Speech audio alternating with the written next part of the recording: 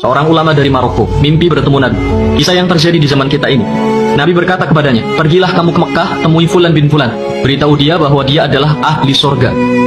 Malam kedua pun dia mimpi yang sama.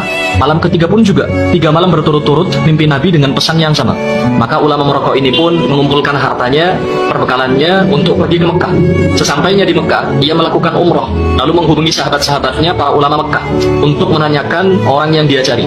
Maka bersama-sama dengan para ulama Mekah, mereka mencari orang yang dimaksud. Dapat info, dia tinggal di daerah pelosok. Sesampainya di daerah yang dimaksud, para ulama ini bertanya kepada penduduk setempat, "Kau tahu rumah Fulan bin Fulan?" Penduduk itu pun kaget. "Kalian, para ulama, dengan pakaian terhormat, kalian orang-orang soleh dengan penampilan alim seperti ini, mencari Fulan bin Fulan?" "Iya, memangnya kenapa?" kata ulama Maroko itu. "Kalian akan tahu sendiri setelah bertemu dengan orangnya." Maka ditunjukkanlah rumah orang yang dimaksud. Begitu pintu diketuk, yang keluar adalah seorang laki-laki dengan penampilan preman, dekil, fasik. Ulama Maroko ini kaget. Dia berkata dalam dirinya, "Aku pikir orang yang akan kutemui adalah orang alim, soleh, ahli ibadah. Ternyata seorang berpenampilan buruk." Orang itu pun kaget juga. Kenapa para ulama mengunjunginya? Ulama Maroko bertanya, "Apa benar kau Fulan bin Fulan?" "Ya, benar. Siapa kalian? Mau apa kalian datang ke rumah?" Ulama Maroko ini berkata, "Aku dari Maroko, datang jauh-jauh ke Mekah untuk mencarimu.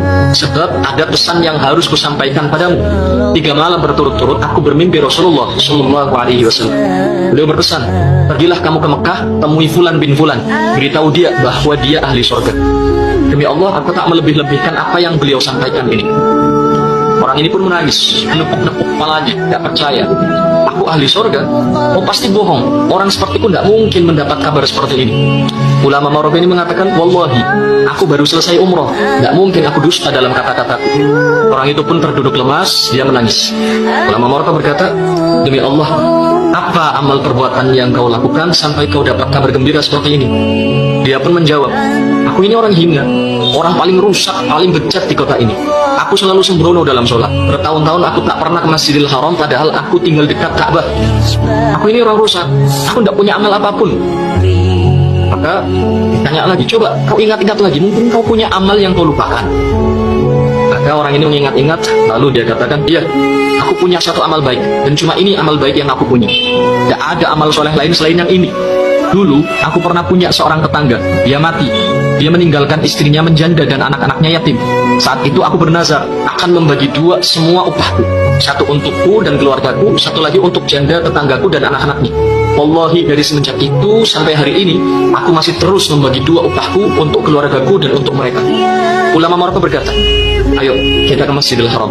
Orang ini pun mandi, memakai pakaian terbaiknya, lalu pergi bersama para ulama ke Masjidil Haram untuk sholat berjamaah. Pertama kali dia masuk Masjidil Haram, dia menangis. Dia terus menangis, tidak henti-henti sampai dikumandangkan iqamat sholat. Bahkan dalam sholat pun dia menangis. Ketika imam baca surat, orang ini terus menangis. Terisak sampai membuat ulama Maroko ini yang sholat di sampingnya ikut menangis. Berdiri rakaat pertama, rakaat kedua, rakaat ketiga, sampai sujud sebelum akhir, dia tidak mengangkat kepalanya lagi, dan ternyata rohnya telah dicabut. Pesannya adalah, jangan berprasangka buruk dengan siapapun. Siapa tahu dia ahli surga.